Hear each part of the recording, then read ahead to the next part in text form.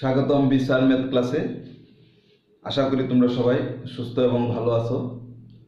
আজকে আমরা একটি বিশেষ চিহ্ন, সাংকেতিক চিহ্ন নিয়ে আলোচনা করব এবং এটা সম্বন্ধে আমরা জানতে চেষ্টা করব। এটা কি, এটা কিসে ব্যবহার করা হয়, সেই জিনিসটুকু আমরা জানবো। আশা করি তোমরা প্রথম থেকে শেষ পর্যন্ত ভিডিওটা যদি দেখো তাহলে এই চিহ্ন সম্বন্ধে আর কোনো প্রশ্ন হয়তো তোমাদের থাকবে না। তাহলে চলো এবং তোমরা ধৈর্য সহকারে দেখো, এটা নিয়ে একটু আলোচনা করি।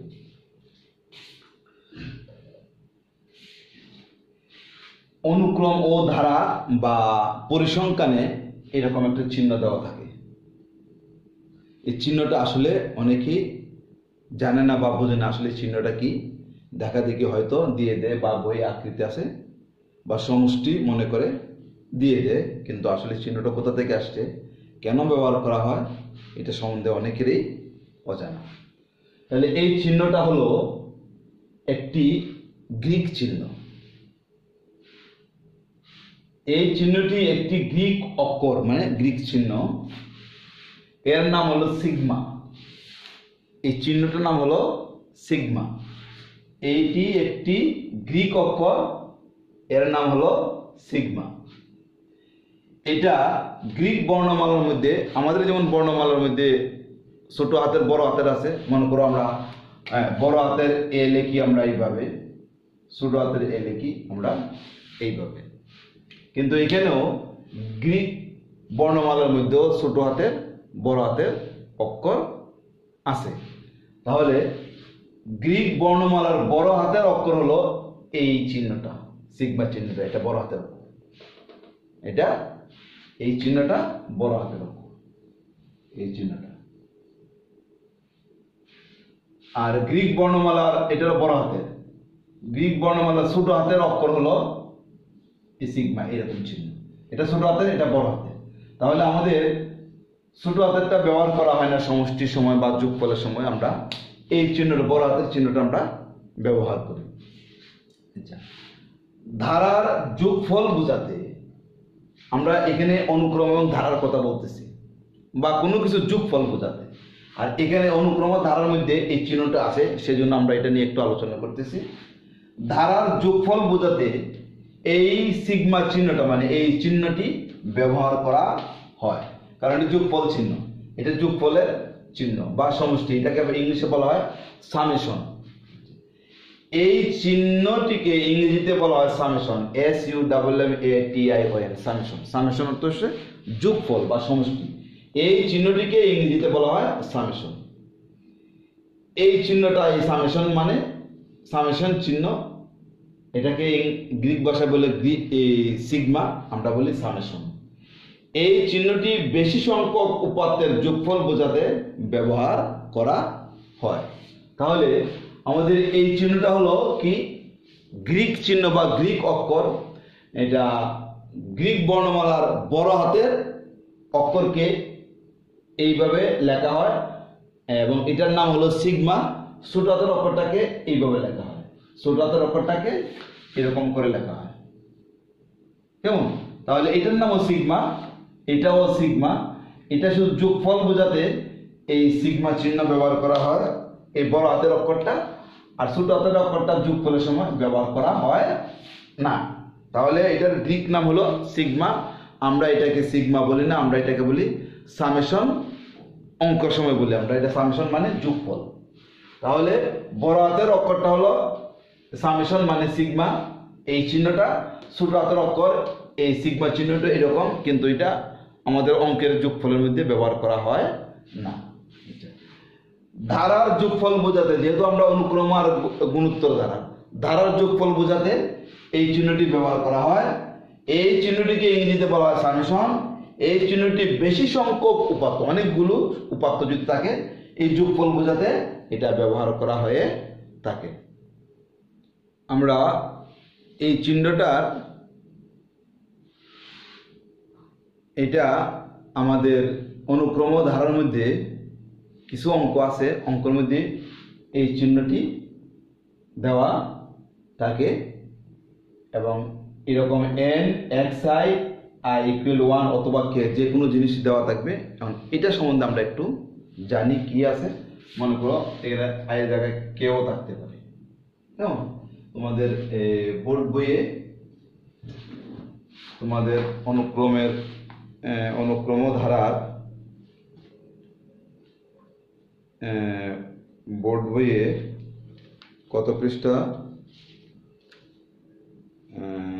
58 পৃষ্ঠায় 7 নম্বর অঙ্কে কিছু দেওয়া আছে এরকম চিহ্ন, এই সাংকেতিক চিহ্নটা সিগমা চিহ্নটা, এটা নিয়ে আবার একটু বিস্তারিত আলোচনা করি।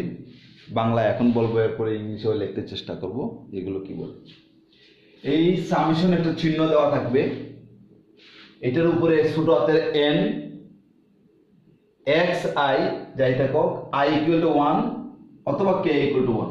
তো তোমাদের বোর্ড বইয়ে k ইকুয়াল টু 1 দেওয়া আছে, কোনো সময় i ইকুয়াল টু 1 দেওয়া থাকতে পারে, কোনো i k l m n যে কোনো এখানে ছোট হাতের এবিসিডি অক্ষর দেওয়া থাকতে পারে। এটা ছোট হাতের n, এটা ছোট হাতের x, এরপরে i, এটা 1 মানে i ইকুয়াল 1 অথবা k ইকুয়াল টু 1 বা l equal to 1 m equal to 1 যাই দেওয়া থাকে।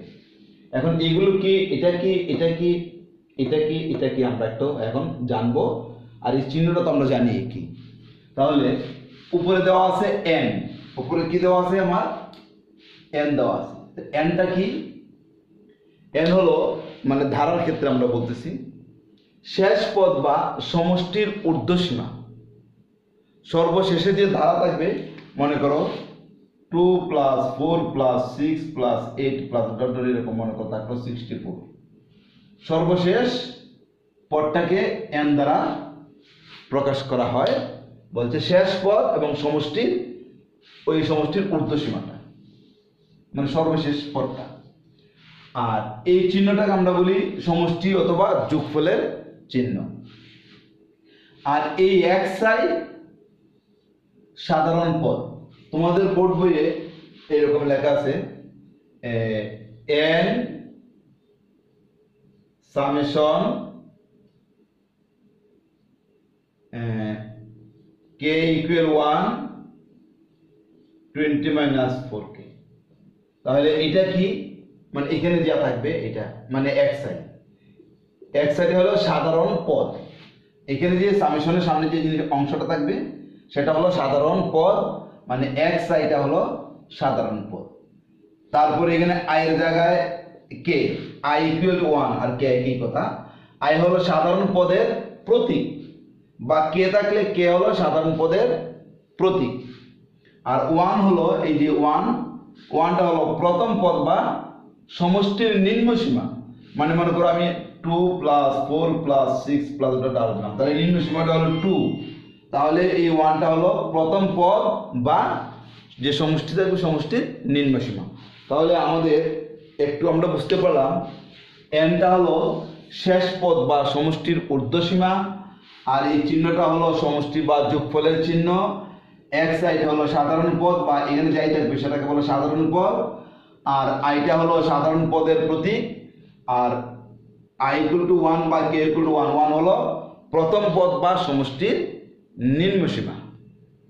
আমরা এই চিহ্নটা নিয়ে বাংলাতে একটু আলোচনা করছি। এখন এই চিহ্নের এই যে এই সাংকেতিক চিহ্নগুলো আছে ইংরেজিতে কি বলে এটা নিয়ে একটু আলোচনা করি, আশা করি তোমরা সাথে থাকবে। তাহলে দেখো সামেশন উপরে হলো n xi i equal to 1 বা k ইকুয়াল টু 1 যাই বলো, এরকম দেওয়া থাকবে সাংকেতিক চিহ্নটা। এটা তো জানোই সামেশন সিগমা অর্থাৎ যোগফলের ক্ষেত্রে এই চিহ্নটা ব্যবহার করা হয়। সারা বিশ্বে কিন্তু যোগফলের সময় এই রীতিটাই, এই চিহ্নটাই ব্যবহার করা হয়। তাহলে nটা ইংলিশে বলে কি, আমরা বাংলাতে আমরা বলছিলাম যে শেষ পদ বা সমষ্টির ঊর্ধ্বসীমা, আর ইংরেজিতে বলে এটাকে স্টপিং পয়েন্ট, মানে শেষ পদ। স্টপিং পয়েন্ট বা আপার লাইন অফ সামেশন, সমষ্টির ঊর্ধ্বসীমা। এটাকে ইংলিশে বলা হয়, বাংলা বলা হয় কি আমাদের বাংলা এখানে আমরা লিখি শেষ পদ, স্টপিং পয়েন্ট মানে শেষ শেষ পদ, আর সমষ্টির ঊর্ধ্বসীমা। আর এটাকে বলা হয় সামেশন অফ সাইন, এই চিহ্নটা সামেশন অফ সাইন।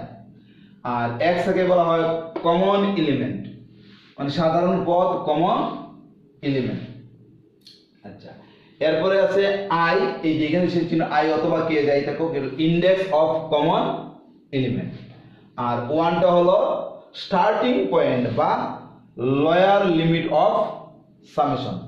তাহলে এটা আমরা ওয়ানটা ছিল কি প্রথম পদ, মানে শুরুতে যে পদ এটা ওয়ান ছিল, আর এটা হলো সাধারণ পদ মানে কমন এলিমেন্ট, এলিমেন্ট সাধারণ পদ বা সাধারণ সদস্য, এলিমেন্ট অর্থ সদস্য বা পদ। আর সামেশন অফ সাইন, আর এন্ড হলো স্টপিং পয়েন্ট মানে শেষ পদ, আপার লিমিট অফ সামেশন। আর common element, index of common element, এটা হলো আই, আই বা কে যাই থাকুক, আর ওয়ানটা হলো স্টার্টিং পয়েন্ট বা লোয়ার লিমিট অফ সামেশন।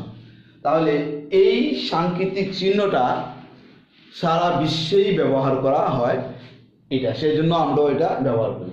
বিশ্বের সকল দেশে সামেশন বা যোগফল বা সমষ্টি এর এই রীতি অনুসরণ করা হয়, এই রীতিটা নিয়ে বিশ্বের সকল দেশে এই চিহ্নটা দিয়ে সমষ্টির ব্যবহার করা হয়, বা যোগফলের সময় এই সাংকেতিক চিহ্নটা ব্যবহার করা হয়। এটা হলো গ্রিক ভাষা, গ্রিক অক্ষর, এটার গ্রিক নাম হলো সিগমা, এটা বড় হাতের অক্ষর, আর ছোট হাতের অক্ষরটা হলো এরকম। তাহলে আশা করি এই চিহ্নটা সম্পর্কে বা এই চিহ্নটা দ্বারা যা যা জানা দরকার আমরা একটু আলোচনা করলাম। আশা করি তোমরা সবাই বুঝতে পারছো। আজকের মতো এখানেই, অন্য কোনো দিন এই চিহ্ন দিয়ে যে অঙ্ক আছে তোমাদের অনুক্রম ধারাতে, সেই অঙ্ক আমরা দিতে চেষ্টা করব। আর সেই পর্যন্ত তোমরা সুস্থ এবং ভালো থাকো।